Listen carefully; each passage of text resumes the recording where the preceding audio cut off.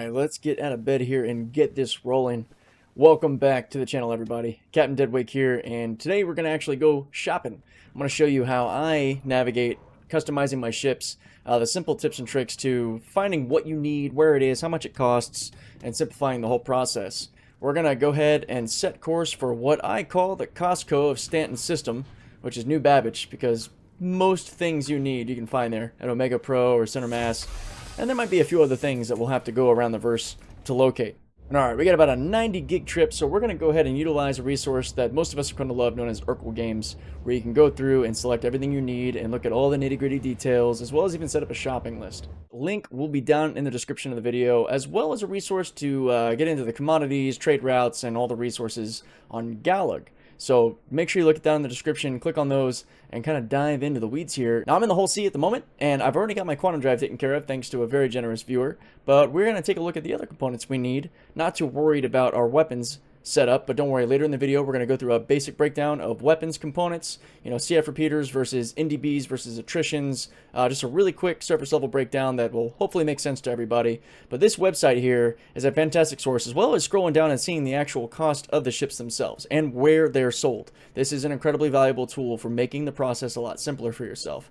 As an example, 16.5 million at Lorville to get the whole sea.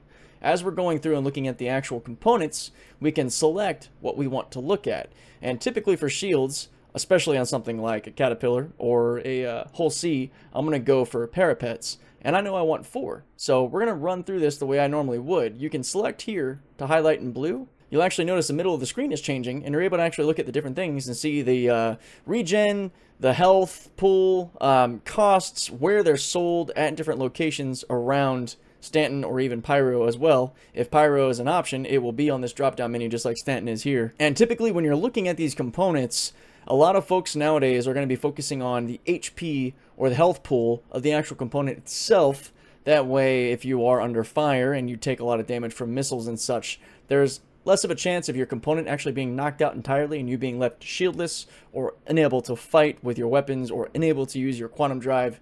And that can be seen as your health pool on the side here. You'll notice all these different component grades: Industrial A, Industrial B, Military A, which is grayed out because military grade components and grade A stealth components are typically locked behind contested zones, or if you're lucky enough to scan a derelict ship and find components on it, which we will touch base on later as well. But getting back to keeping this as simple and avoiding information overload, we're going to grab our parapet here. We're going to come down to the Stanton shop, and I know we're heading to New Babbage. Can't get them at Grim Hex too, but most things tend to be at New Babbage, so we're going to go ahead and click on 4 of these. 2, 3, 4.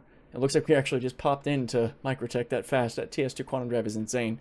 But what you'll notice here is the parapet at Omega Pro, New Babbage, and Stanton times 4, and the actual cost in AUEC. Now, closing out of here, we're going to go ahead and run through the rest of the components that we want to grab up for the whole sea, and then I'll even grab a couple for some other ships that I would like to max out while we're here. And for certain size and class ships, you might not have the components available that you would be looking at on something smaller, like a grade A stealth power plant, that wouldn't be possible to grab for a ship like the Hull C. Whereas you have a bunch of military grade A's, like Quadracell Max and the JS500.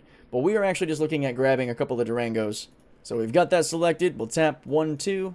Now, with coolers, they don't really have their full functionality in game yet. Eventually, they're going to do what you would expect them to do as coolers or sort of radiators. If you're familiar with cars or industry, a cooler or a radiator carries heat away from the thing that is generating heat to keep it within an operating temperature, like your radiator does in your car. You know, your thermostat regulates when it's time to let coolant flow to keep the temperature in the engine down to an operating level. That way you don't have too much heat and cause excess friction and energy buildup, which leads to all sorts of problems in moving parts. But since we don't have those features in game yet of actually actively keeping all the different components in check, coolers are essentially doing one thing, which is keeping your IR signature lower by mitigating heat and reducing your overall signature. Now, real quick, I'll touch more on this later when we get into some of the stealth stuff, but your signature is basically measured in 3 ways. You have your IR or infrared, you have your EM or electromagnetic, and then you have your cross-section, which is basically just determined by your ship size.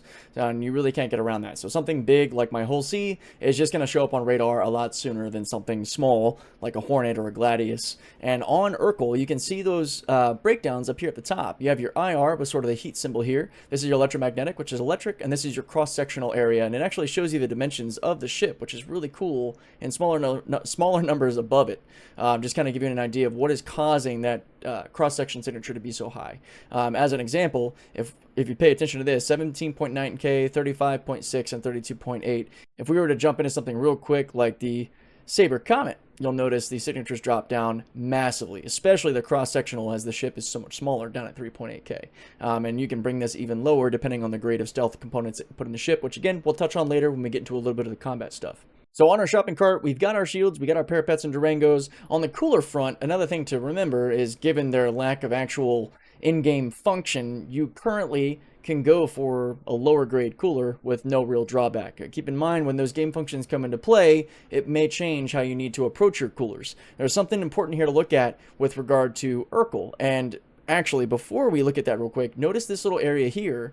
These are your power pip readouts, and showing that with the power plants you have installed, what you'll have to allocate to these different things. You know, you have your tractor beam, your radar, your life support, which most of the time you can turn off, especially in combat situations, and your coolers. And these different sizes here, with this 3, the 2s, these are showing the minimal power requirements to activate that component. And now here's the thing to remember with your coolers. If you're not careful and you jump in here, well, that is our power plant. Let's actually go ahead and throw the Durangos on there so I have an accurate representation of our power here.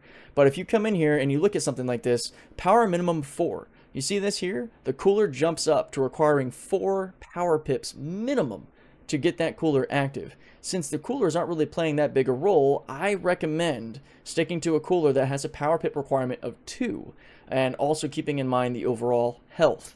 Go for the power pip that has the lowest requirement with the highest health component for now, and I think you'll be better off. That way, again, if you are attacked, you have less chance of your components being knocked out by missile fire or other sources of damage. With that, we have a bunch of coolers here that actually have a power minimum requirement of 2. Now, what's interesting here, and I need to verify this when we touch down, but I didn't realize the whole C actually comes with military grade A coolers. And that is already awesome, because they're the top rated military grade A with power minimum requirement of 2, with a fantastic health pool and great cooling regeneration, which, you know, isn't as important. But since it's already a grade A component, there's not really much reason to change it. However, if you didn't have this grade A component, then I would be looking at something you can grab, like this Cryostar with 1100 health, or even the Frostbite here, this B-class civilian with 1100 health at 2 power pip requirements. And let's see, where is this available? New Babbage. Sweet. We'll go ahead and just put 2 of those on the list just in case. Now, the original quantum drive that comes in this is the Kama, and it's really slow. And what I recommend for everybody, if you don't have a TS2, which is hard to come by, it's military grade, contested zones. We were very fortunate to have someone donate one to us, which is so grateful, or which is so incredible, and I am so grateful. But you can see here in your quantum drives that you have your max distance traversal, you have your efficiency ratings, and then you also, when you're selecting these things, you have the ability to look at your stage 1 acceleration, your stage 2 acceleration, and your overall top speeds. Now, when it comes to these quantum drives, and this is true of sizes 1, 2, and 3, civilian is the way to go.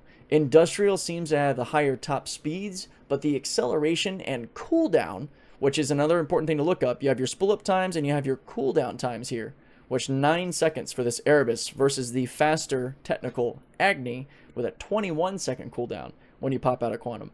That is valuable time to spool up and quantum jump again and get out of there. So looking at your cooldown and your acceleration will show you that in most cases, your grade A civilians are going to outperform any of your grade A industrials. So your Chimera at size 2 is far better than the Huracan, and the Atlas is better than your Colossus. Now, your XL1 military, your VK00, your TS2, again, these are separate from the conversation. But if you want the most efficient, longest distance, low cooldown, fast acceleration, just overall best experience, Class A civilian quantum drives. Just remember that. Atlas, Chimera, Erebus for size 1, 2, and 3. That is the way to go. Now, with that, this is one of those parts for the Erebus quantum drive you can only find at Arc L1. So we're going to go ahead and tag one of those. And we're actually going to pull up a couple of other ships to get some other parts that we might want to put on, say, our mining ships, or maybe a couple of combat ships or stealth ships. So we're going to run through that real quick and finish our shopping list. Another thing to keep in mind, if you're the kind of person that just wants to have what you need, you don't really need anything extra, you can keep track of your extra power allocation. Like, we have 2 extra power pips we can put somewhere, and everything is fully powered. I know there's 1 extra slot here up top, but that is the maximum amount of power that are required by these weapons. And this shows that even with the weapon weapon selected that your power is taken care of with some extra. So you can even reduce your expense or reduce your grade of power plant if you want, because you're already exceeding what you need. In fact, even with the lowest grade stealth grade C sonic lights, you're still in an excess of 2 power pips over what you need to power everything on your ship. Tabbing over to nav mode, you can also see that your electromagnetic signature spikes through the roof, which is where you can also take a peek at your different quantum drives to see how it'll be affected. You know, if you drop to a Zephyr,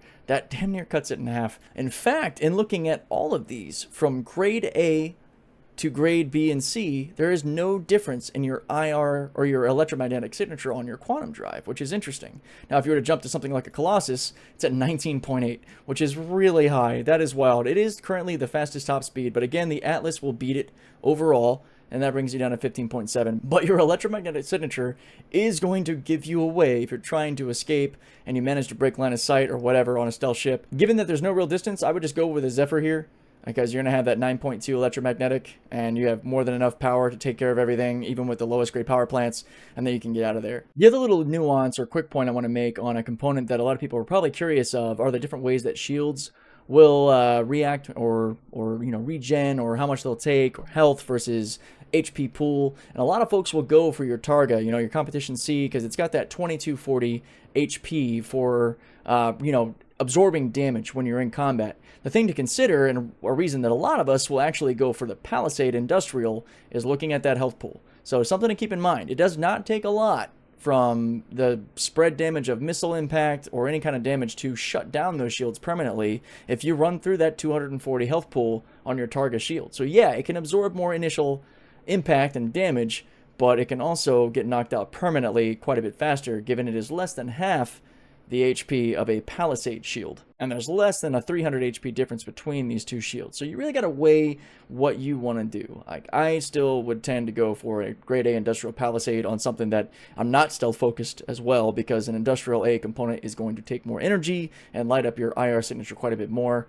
So try to keep some of these things in mind and poke around and look at all the details that you can see here on Erkul. That's one of the beautiful things about having this resource. But we're going to go ahead and add a few Palisades to our list. All right, guys. So I realized that might have gotten a little bit into the weeds there. So I apologize if that was at all confusing as I went through some of these things, the components, how they work, power allocation. It is nuanced because there is a lot of detail that goes into this game. So please let me know what you think down in the comments of this video. It helps me make these better, more concise, more to the point, less confusing. I want these to be as helpful and to the point as possible. And what you can see here is I've got basically everything that I really need for my ships. I'm fortunate that I've got enough scratch to pay for this. You know, we're knocking on about 6 million AUEC, a couple of extras of some of these things just to make sure I have them on standby. And the majority of these things are coming from New Babbage, which is, again, why I call it my Costco.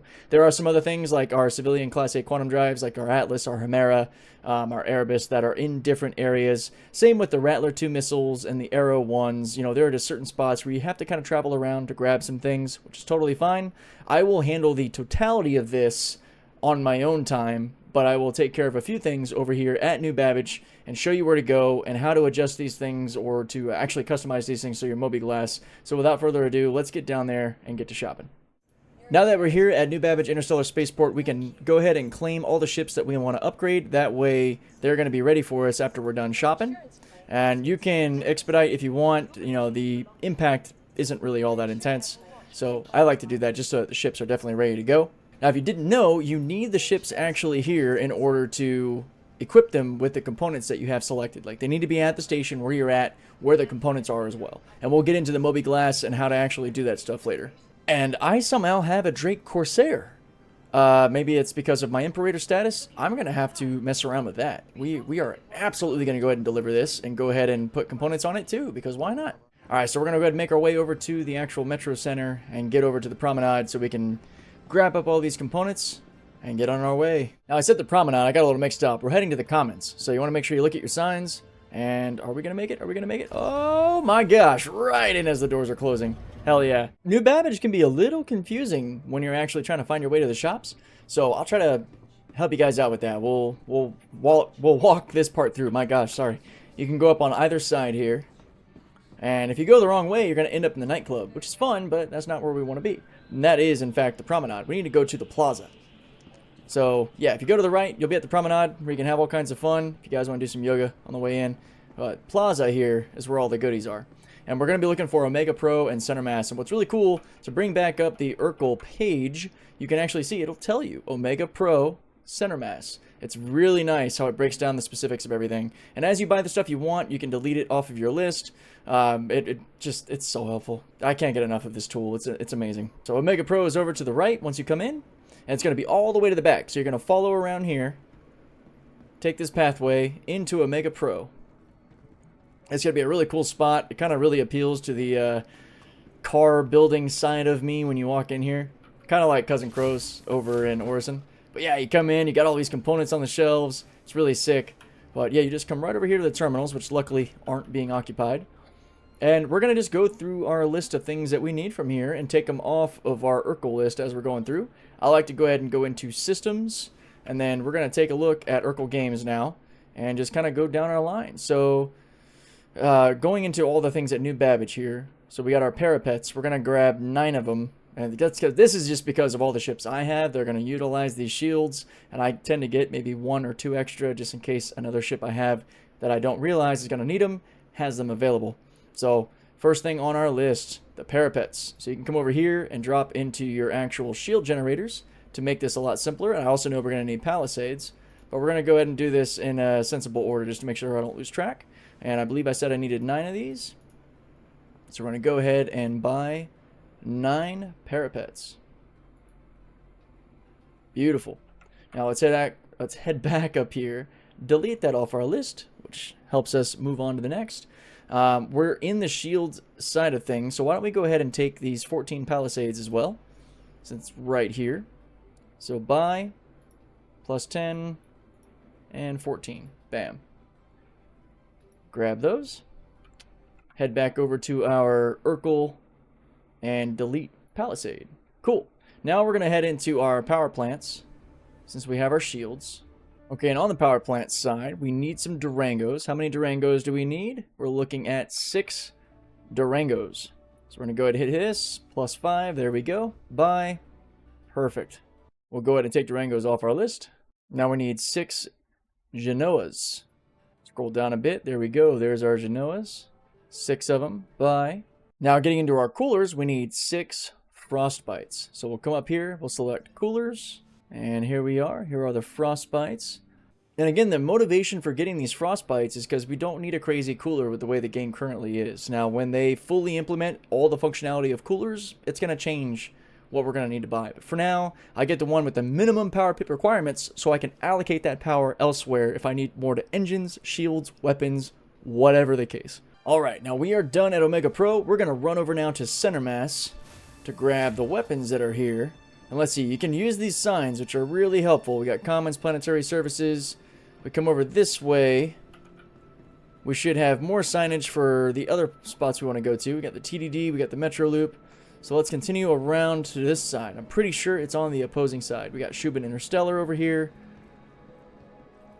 Let's see, there's the Center Mass logo right up top. That tilted CM. So just like Omega Pro, it's going to be on the far end, other side. The main doors, you can go right in. Beautiful place, can't get enough. And here are our terminals over here. We got 4, which is awesome. Not really being occupied, which is even better. Now we're going to go over here to our vehicle weapons. And we're going to take a look. So from here, we need 14 337 Panthers. Now, a quick little bit about, ballistics and such, because there are a lot of people that love their ballistics. They don't really take a whole lot of power, and they go through the shields a bit, hit hull damage. That is all fantastic. For me, I like to go with lasers just for the simplicity of not needing to rearm so often. When you're dealing with ballistics below size 4, to me that has far too many trips to rearm when I can just continue doing my thing. Now, it is a personal preference. Ballistics are kick-ass, and I've got plenty of buddies who rock the hell out of ballistics. So if you want to go with Gatlings or cannons or any kind of ballistic weapon, go for it if that's your speed. That is totally cool. My reasoning for going with lasers is for my own personal preference, quality of life. So keep that in mind. Nothing against ballistics. They are incredible weapons. What do we got here? We're going to grab 4 Chaos and 4 Thunderbolt missiles. You can actually shorten this by actually going 2 missiles. Alright, here are our size 3 Thunderbolts and Chaos missiles. Difference being one is electromagnetic and one is infrared.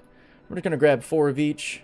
All right, and we can take those off of our list. We're going to also grab ourselves 4 Rhino repeaters as well. There we go, 4 size 4 Rhinos. Basically, all the coolers we want for our size 1s are going to be up at Port Tressler, which is right here around the same system. So I won't show you the whole process of getting all those, but it's very similar. What we're going to do is head back and get to our ships and start actually kitting out the ones that are claimed so you guys can see that process. All right, now once you're in your hangar, you don't want to call any ships up. Again, for this to work, you have to have your ships stored. You're going to go into your Mobi-Glass, you're going to go all the way to the right here into your Vehicles tab. Now, some things might happen. You might click into a ship real quick and start clicking on things, and it might show as all empty. We might see that actually happen. If that happens, do not equip anything to your ship. Don't do anything. Hit escape, get out of your Mobi-Glass, and then go back in. If it pops up, I'll be able to show you actually how it works. So you want to give your ship time to load in and see if it actually loads in properly with things equipped. And if it does, you're set.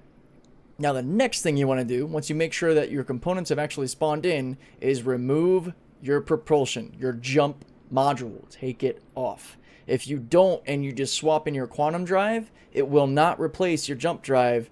And I don't know how reliable it is just yet, but typically when you just replace your quantum drive, the game temporarily eats your jump drive. So you can't go back and put it back in because it's not showing that you even have it anymore. Now, if you get ahead of yourself and you take things off that you don't want to take off and you might be afraid that it just ate a component, just don't save. Again, escape, back out. Nothing has actually changed. Hitting escape to get away from weirdness is going to save you a lot of frustration. All right, let's actually take a look at something like our Caterpillar Pirate here. So, again, take off your jump drive before you mess with anything else, just to make sure you still got it there to reattach. Now, we're going to go in here and equip our Frostbite coolers. Our power plants are going to be our Durangos. Our quantum drive will be our Erebus, which we have not gone to grab just yet. That'll be at Arc L1, so we'll have to stand by on that one. And then our shields will be the Parapets. Now, in this case, we're going to go ahead and throw that Exodus jump drive back on, just because we need to make sure we keep that intact. And everything else should be good here, so you'll hit save and make sure that everything actually saved. You go back into your systems and look that you still have your power plants, your frostbites, coolers, your parapet shields, and again, the quantum drive will be over at Arc L1. I'll go grab that at a later date. And then we'll go in here to our Hull C, which is our main working ship that we use on the live streams and such. We're seeing that we have our components showing, which is good. I don't have a jump module in it, so I must have failed to do my own process here of making sure I take it off before I swap out for that TS2. So that's too bad. But we'll go ahead and throw on our Frostbite coolers. We'll throw in our Durango power plants. And then our 4 parapet shields. Now that leaves us 2 more parapets, one for our Connie Taurus and one for our Argo Mole. But you can see they're all set up in here now. Good to go.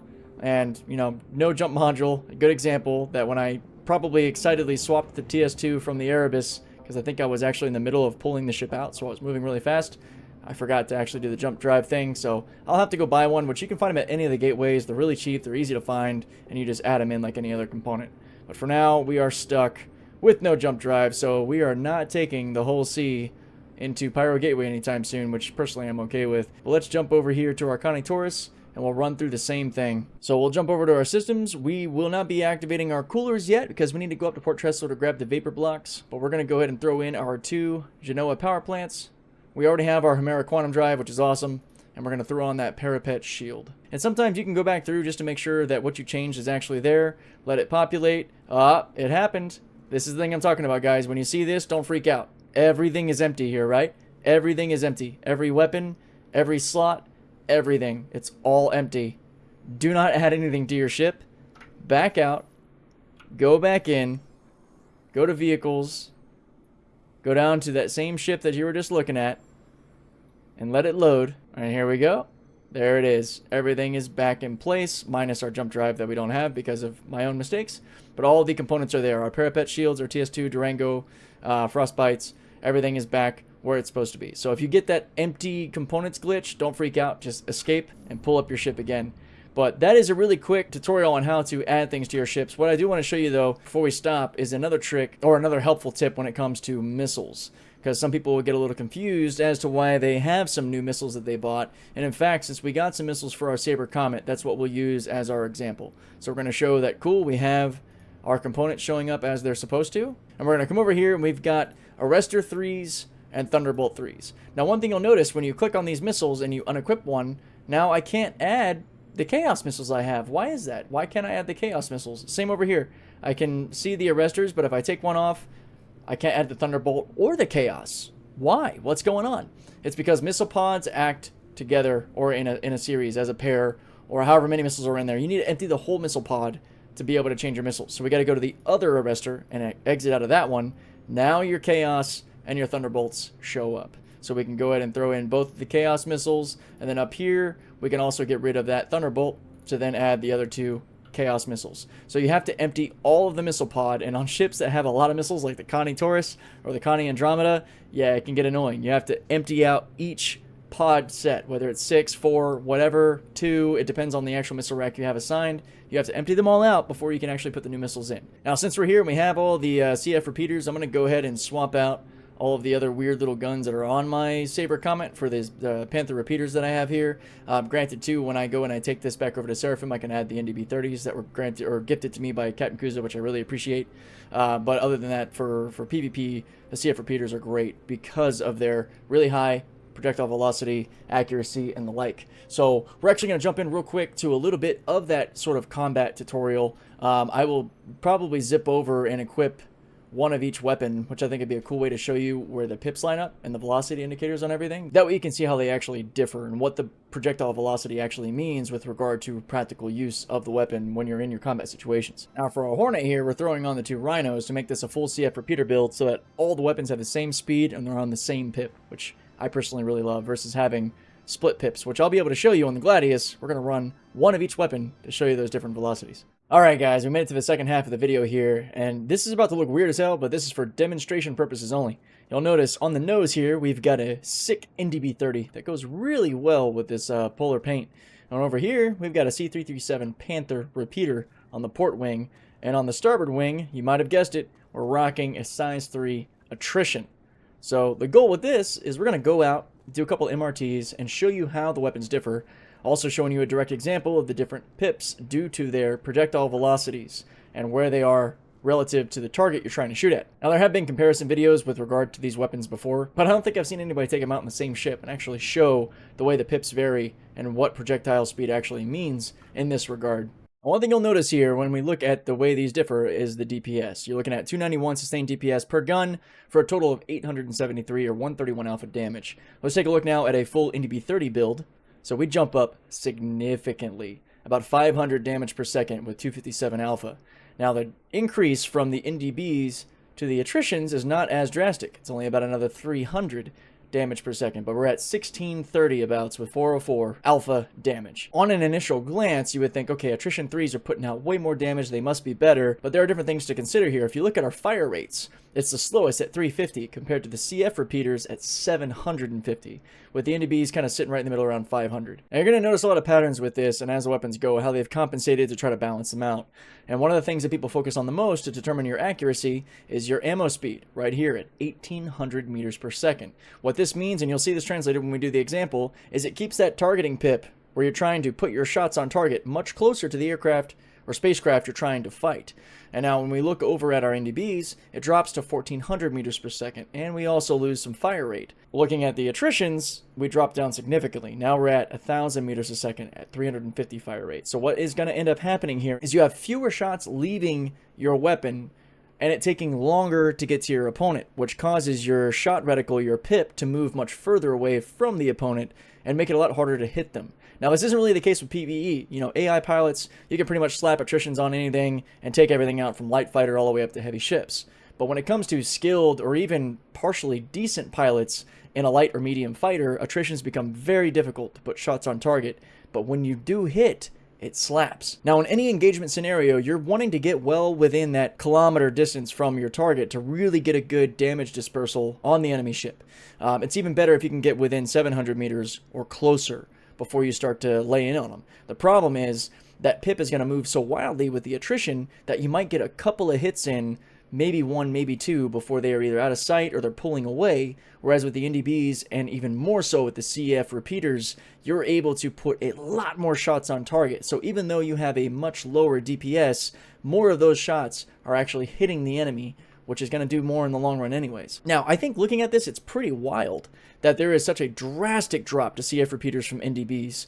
That is pretty insane. I feel like CF repeaters could do for either a little bit of a buff, or NDBs could do for a little bit of a nerf. Because you're talking about a little bit under a 500 damage per second difference between CF repeaters and NDBs, whereas you only have about another 300 difference or so between NDBs and attritions. Now, that isn't to say that a CF build isn't the way to go for PvP. A really skilled pilot with CF repeaters is going to delete just about anybody they come across, especially if you're able to rock multiple of them.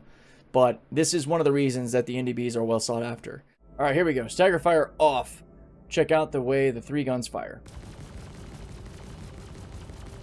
So you can definitely see how much slower the attritions are. The NDBs and the CF repeaters are a little bit harder to tell the difference. Alright, now as we close in on this straight cutter, you're going to notice 3 pips appear because each weapon is at a different projectile velocity as discussed previously. There we go. Now, they're all relatively close to one another. The farthest one out is actually the attrition, and the other 2 are the CF repeater and NDBs. Now, what this really shows you, look how close the NDB and CF repeater crosshairs are. It's the one with 2 chevrons and 3 chevrons. The single circle farther out is the attrition. And now you can see how they differ with regard to what stays next to the target and what is met by accuracy. Now, that Drake Cutter just ran into the asteroid, so that wasn't very smart. And depending on what angle you're flying at, the CF repeaters and NDBs, they really stay on top of it. So we'll go ahead and put them out real quick. Yeah, see, as velocities and speed change, it really drags that crosshair out. So you'd have to go all the way up over here to get your attrition hit, which can be a bit tougher. And it's going to have more drastic movements, whereas the other 2 stay pretty much right on top of the target and make it a lot easier to hit. That is one of the reasons that it is so popular in PvP to run with CF repeaters or NDBs. NDBs are definitely the desired weapon to go for, but they are military grade and they're going to be locked behind contested zones or potentially on other player ships that might be derelict out in the verse that you can actually take the stuff from, which I'm going to show you guys how to scan and how to take components as soon as we're done with these guys. We're going to scan this guy, go into scanning mode. Now let's zoom in here and see what we got. Got an EOS quantum drive, web shields, CF337 Panther repeaters. So if you see something you want, what you can end up doing, you can make sure your shields are off, right Alt K to unlock your ports, and most of the ships will actually say, hey, alert shields down, ports unlocked. And now you can get out. And I'll show you how to do this. How you can, if you had, for example, grade A stealth power plants like an Talon or a Prowler, or if you had NDBs on board or attritions or just whatever you want, you pop out, you grab your tractor rifle, and you just select whatever it is you want. Not the body. Alright, can't select him anyway. There's his body just floating around. So you can latch on to whatever weapon and literally just pull it off. And now if you have a ship like a Corsair or a Connie, Taurus or something, you can actually just take these weapons back with you to your hangar and stash them and everything's fine. And since this is the same weapon I actually already have on my port wing, I'm just going to show you how to take it off and put on the new one. And then remember, you have to unlock your ship ports for this to work and kill your shields. That way your tractor beam can actually interact with the parts on your ship. So we're going to set that there. We're going to grab this, not the whole ship. Whoops. Okay, if the ship's light enough, your tractor beam can move it. So we'll do that, and then there we go. Then you're just going to pull down to unlatch that gun. And it's literally the same gun, but I'm just kind of showing you this as just an educational experience. You want to rotate this gun to where you're going to line up with basically that same green. Because if I try to put it in this way, once we're at the wing, it's going to show up in yellow. Because it won't fit that way. Once you're aligned, it will. So we got to rotate. Let's drop it down a little bit so it makes it a little easier. And then we're going to rotate it this way. And then that should be perfect. So bam, there you go. And we'll just kind of throw this one away. Now, the important step after you've got your component on there, whatever it is, or if you're just throwing it in your ship, you don't really have to worry, is to make sure that you... oh, we didn't need to do that. We didn't need to do that. Because we can just ingress EVA style. That wasn't smart of me. There we go. anyways, what I was going to get to, if you actually equipped it, you need to make sure you relock your ports with right Alt K again, and then fire your shields back up so you're good to go. And then I always like to clean out the trash, so to speak, you know, popping the enemy ship so it's not as much server resources being used up. But I really hope that that helps highlight the differences between these weapons and why people love the NDBs so much, as well as how to basically salvage weapons and other components from ships that you might actually fight in VHRTs, ERTs, whatever, or if you just find derelict ships that are just lying around. But yeah, I mean, I think that'll call it, or that'll be all for this video, breaking things down. I hope that made sense. If you have any other questions about these weapons, feel free to hit me up in the comments below, and I'm sure there'll be plenty of people that provide extra tips and ideas and pointers or different angles that I hadn't thought about. But I hope you found this helpful for, you know, modifying your ships if you're new to the game and haven't really messed with components and such. And yeah, I hope it unlocked a whole new level of fun as well, because you can get more personal and build things to your liking. All that said, guys, I will catch you in the next video. Thanks for tuning in, and I'll see you out in the verse.